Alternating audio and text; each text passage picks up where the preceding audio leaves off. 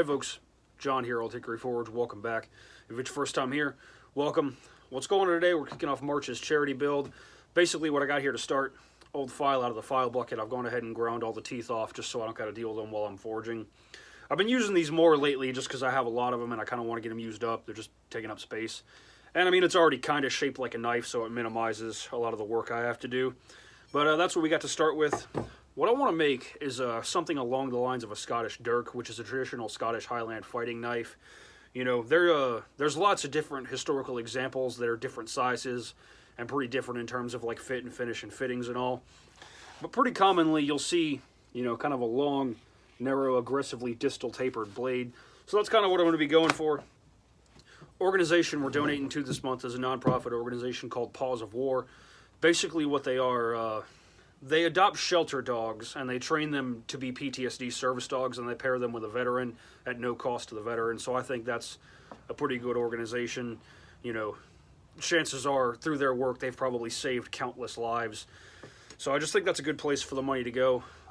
So whenever this knife is finished, it's going to go up for sale in the Etsy store, and 75% of the money is going to be donated to Paws of War.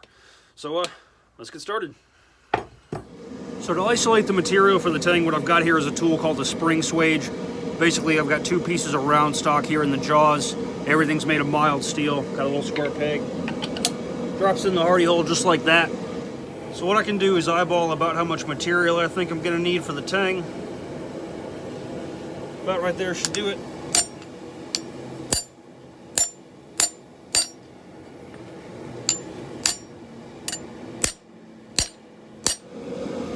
So now we just need to draw out the tang, being careful not to hit up here past our transition.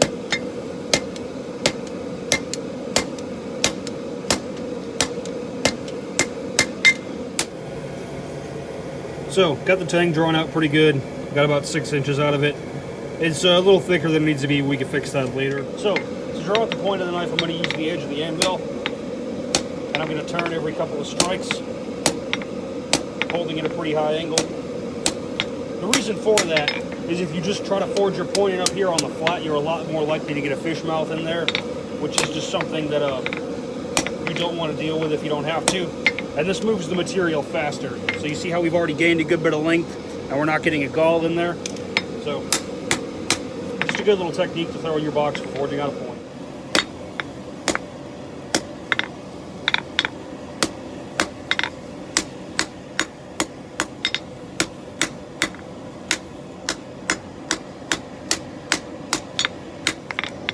So now it's time to start working on what's going to become the bevel.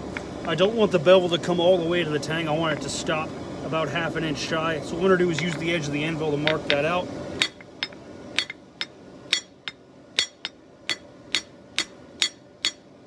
And then I'll go ahead and bring that out a good bit. So now forging the rest of the bevel, I have a good defined point of knowing where to stop.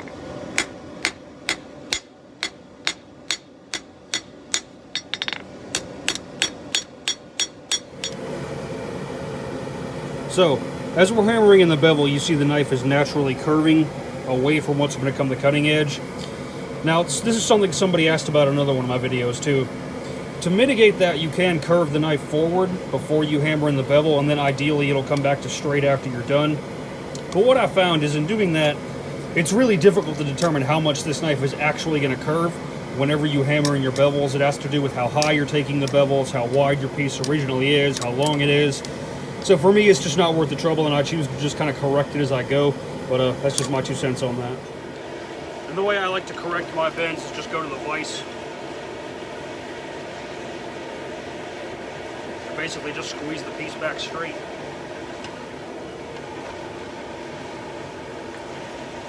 See? I'll just kind of work it in sections, and that helps smooth out this cutting edge too. So that's just one way to do it. Right now the point of our knife is kind of off over here, and we want it to be in the center. So what I'm going to do is go ahead and trim off a little bit of the excess, kind of at an angle, using the cutoff hardy. And then just go on about bringing the point into line. Nothing to it really. Alright, so now we're starting to kind of look like a dirk. So what I'll do now is just take a couple of heats, dress up the profile real good, Make sure everything's nice and straight. After that, we'll be good to hit the grinder. Here we are with the anvil. It's coming along real nice. Not a whole lot of work to do on the grind. The edge is pretty thin. It's nice and centered. So we just need to dress up the profile, get the bevel struck into preheat tree thickness. Most of the work is going to be getting the tang flat and smoothed out and squaring up these shoulders so we can fit a bolster up here. But that's what's happening now.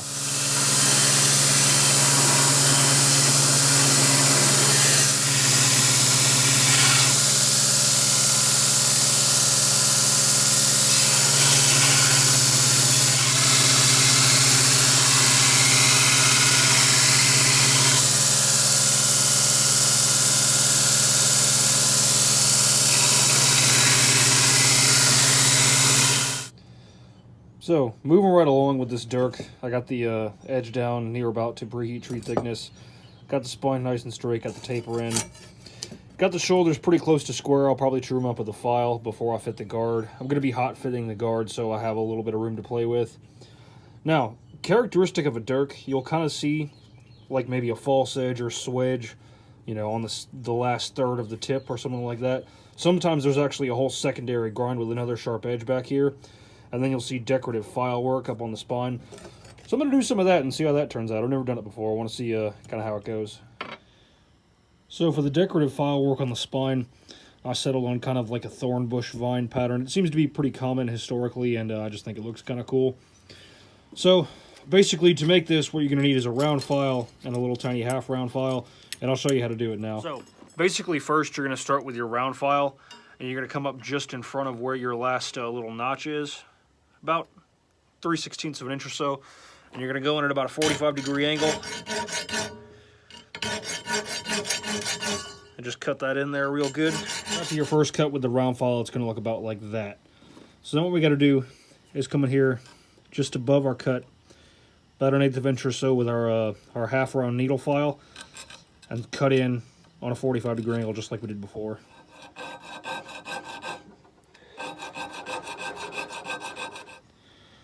So that's about what it should look like after your first cut with the needle file. So what we're going to do is go back in here with the needle file, kind of at an angle, and kind of work back and forth to kind of break that corner and to break that corner, and give it that nice, you know, flowy, kind of curvy appearance. So that's about what it should look like after opening your cut with the needle file. Now what we're going to do is go in here, we're going to break this corner, and we're going to break this corner a little bit, so it all runs together real nice. So see how we broke those corners? And now we got our vine running up real nice.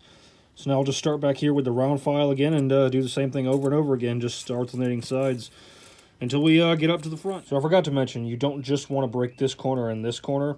You want to break this corner up here in front of your thorn too, just to make your vine flow a little better.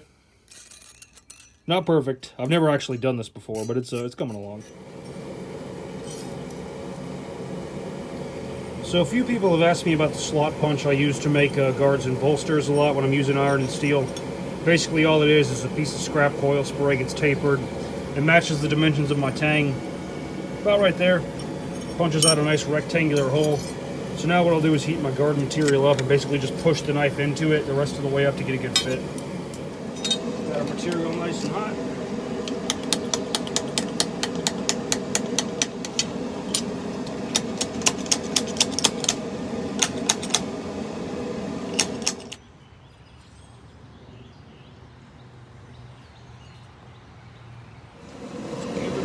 Touch mark.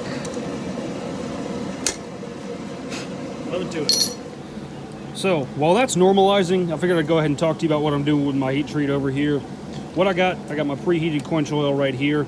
On a blade this long and narrow, warps are actually pretty likely. So what I've got a 2x4. I've got another one over here. I'm going to quench for about 10 seconds, get it below critical temperature, and then I'm going to lay it on the 2x4, put the other one on top, and use my little swage block right there to weigh it all down. So ideally, in that 10 or 15 seconds, in between the quench and in between when the knife becomes glass hard, that'll fix any warps. I read about it online and I kind of want to give it a try, so we'll see what happens. For the quench, I'm going to hold it for about 10 seconds.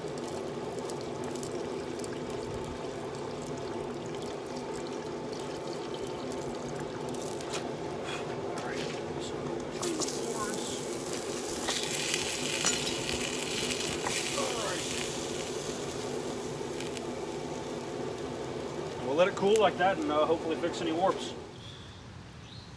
So it actually did warp a tiny bit, not very much along the blade. The tang actually warped a good bit, which is odd because that area wasn't even quenched, but that's easy to fix. So what I think I'm going to do is, I'm about to break for lunch, so I'm just going to throw this guy in the oven to temper. I think I'm going to clamp this thing to a straight piece of steel and then just keep it clamped during the tempering and see if that fixes it. So, like I said, got it clamped straight. We're going to throw it in the oven for an hour and a half or so at 400 degrees should do it. Like I said, normally I'd torch temper, but I'm about to break for lunch and I've got a ribbon burner cooking in the oven anyway. So we're just going to do that, but we'll see if it works. It looks like clamping it straight during the temper actually fixed the warp right up. The tang is still warped, but that's easy to fix. I'll just heat that area with a torch and straighten it. The tang needs to be soft anyway, but how do you like that? I'll definitely do that more in the future. So, to make the handle for the dirk, what I've got is 2 pieces of this paddock wood. I've gone ahead and marked out the area where the tang is going to sit on one, and I'm going to carve out a slot with a wood chisel for it to sit in. Then we just slap this other guy on here, wood glue it all together, and you know, we got a block to shape a handle out of. I'm going to go ahead and get that done now so it can set up while I'm finished grinding the blade. I'm really not much of a woodworker, so bear with me.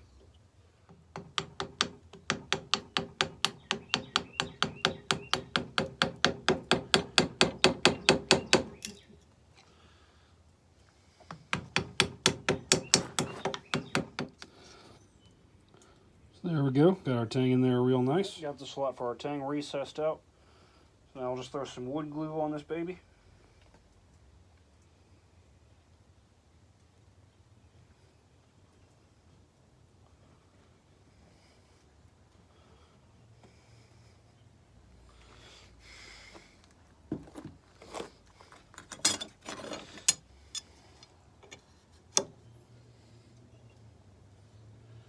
Make sure everything's buttered up where it needs to go.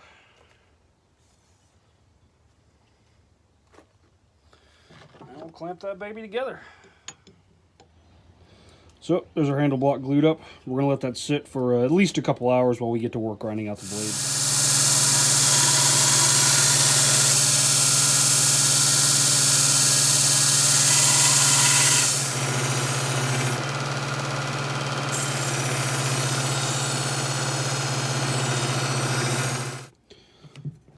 So, the wood glue's set up overnight.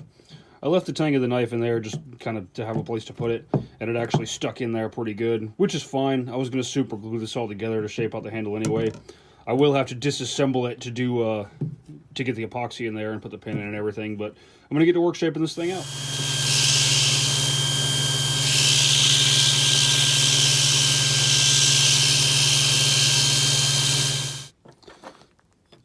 So, got the handle rough shaped. I ended up just putting in the vise and tapping it with a hammer to get it to come apart. So I'm going to clean up the front of this, make it nice and flat so it butts up with the bolster really good.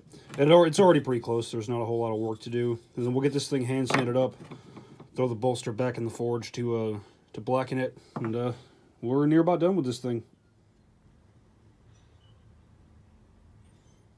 So what I've done here is gone ahead and drilled a 3/16 inch hole through the tang and the handle. If you're drilling a hole like this when the handle is essentially done, you need to be really careful and go very slow. See, we got a little bit of tearing out on the back side here. That's can be sanded out pretty easily though, but if you push a drill bit through there too hard, you might damage this handle beyond repair and have to start over, so just be careful.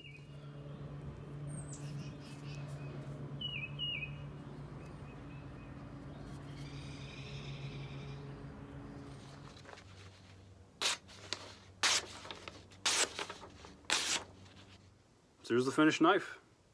My mark right there. Got a nice satin finish on the blade. Sharpened up really good. Real nice file work. That came out really pretty, I think. So that's March's charity build. Really happy with the way this knife came out. It's up for sale. Link in the description below. 75% of the money from the sale of the knife is going to Paws of War, the organization we talked about at the start of the video. If you're new to the channel and you don't know, I do charity builds once a month where basically I make a knife. It's sold on the Etsy store and 75% of the money is donated to a certain charity that month. So if you have suggestions for other knives you'd like to see built or other charities you'd like to see donated to, go ahead and drop them in the comments. Like, share, subscribe, all that jazz. Always more cool stuff coming. And that's all I got for you. Y'all take care.